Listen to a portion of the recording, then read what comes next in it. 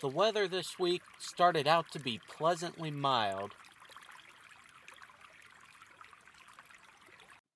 So mild that new mushrooms started blooming. We were able to see some of the evergreen forbs that should be underneath snow this time of year.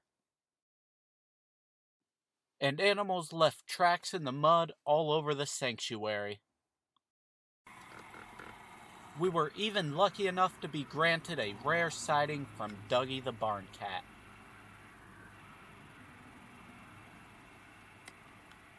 It didn't last long, though.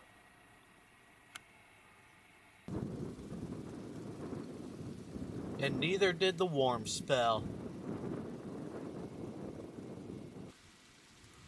Blizzards came, and the sanctuary was frosted over again. And this is a good thing. Our ecosystems up here have evolved for a cold winter. If leaf buds and flowers bloom too early, they can be easily killed later in the spring by cold weather. Not to mention, no snow melting in the spring can cause serious drought issues, as happened last spring. The winter storms bedazzled the sanctuary with gems made of ice. Unfortunately, the extra decor did do some damage, particularly to the Scotch and white pines in our reforestation fields.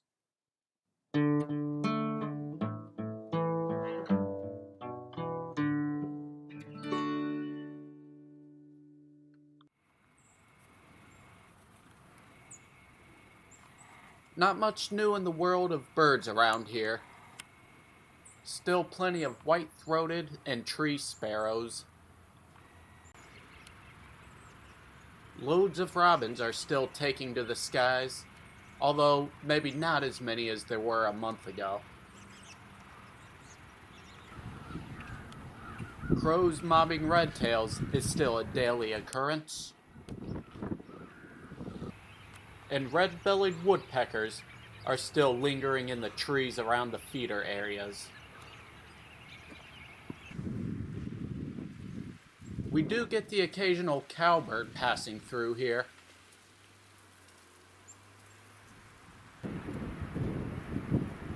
And we've had a few mallards pass through since the water opened up, and one pair has been lingering. They'll likely stay until the pond freezes back over. We almost had an exciting new resident this week. A lady brought in this bobwhite quail because she was afraid it was going to get hit by a car. Although bobwhites are native to the Northeast, including parts of New York, they do not occur naturally here in the Mohawk Valley. This is likely because the winters are too tough for them to find food. This one is most likely a domestic bird that got loose. It did eat some of the seed we put out for it. However, it didn't seem to be acting right, so we scooped it back up and took it to the rehabilitator. It's doing fine now, so we'll release it again in the spring, in hopes that it has enough sense to avoid depredation.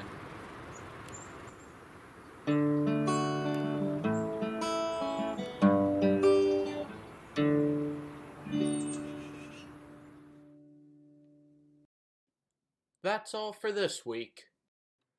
I haven't had much to put in my journal entries lately, because the activity's become a little more static.